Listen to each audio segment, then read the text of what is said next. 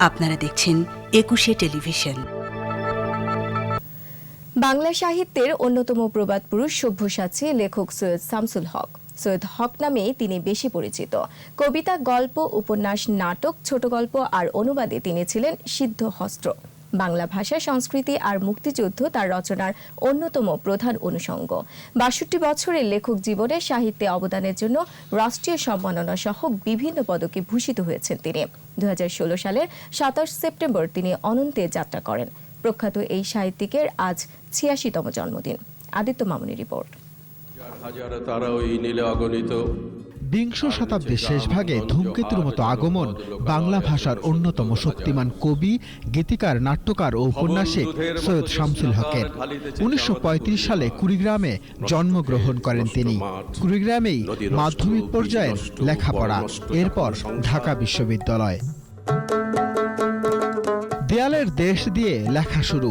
২৯ বছর বয়সে বাংলা একাডেমি পুরস্কারে ভূষিত হন সৈয়দ হক। এরপর একে একে লিখতে থাকেন কালজয়ী সব সৃষ্টি সম্ভার। নিষিদ্ধ লোবান, গণনায়ক তার জীবন ঘনিষ্ঠ সাহিত্যকর্ম। কৃষক বিদ্রোহ নিয়ে লেখেন নুরুল দিনের সারা জীবন। মুক্তিযুদ্ধের প্রেক্ষাপটে পায়ের আওয়াজ পাওয়া যায়। জীবন এবং শিল্প আবর্তিত হয় তার সৃজিত পরাণের গহীন ভিতর কিংবা খেলারাম খেরেজা সহ অজস্র রচনায়। এইসব সৃজন তাকে নিয়ে যায় জনপ্রিয়তার শীর্ষে। তিনি হয়ে ওঠেন বাংলা সাহিত্যের গুরুত্বপূর্ণ অংশ। আমরা যে যেখানে আছি, একটু নড়ে যায়, একটু সরে যায়, একটু উন্নত হই, একটু বদলে যায়। কবিতার কাজ হচ্ছে ম্যাকবেথ, টেম্পেস্ট ছাড়াও বিশ্ব সাহিত্যের নানা ধারা অনুবাদ করেছেন তিনি। তার বেশ কিছু নাটক নতুন মাত্রা দিয়েছে ঢাকার মঞ্চে। সব্যসাচী সৈয়দ হক রচনা করেছেন সিনেমার চিত্রনাট্য এবং গান।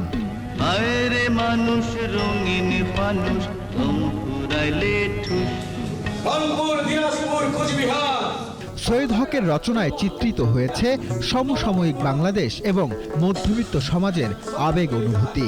নারীগণ, যুদ্ধ এবং যোদ্ধা, ঈর্ষায় তিনি তুলে এনেছেন সমাজের বাস্তবতা।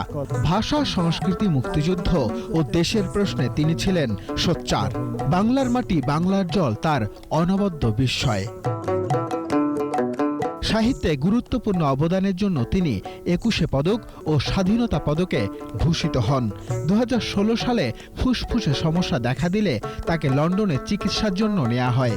৪ মাস চিকিৎসাধীন থেকে ২৭ সেপ্টেম্বর অনন্তে পাড়ি জমান এই কিংবদন্তিতুল্য লেখক।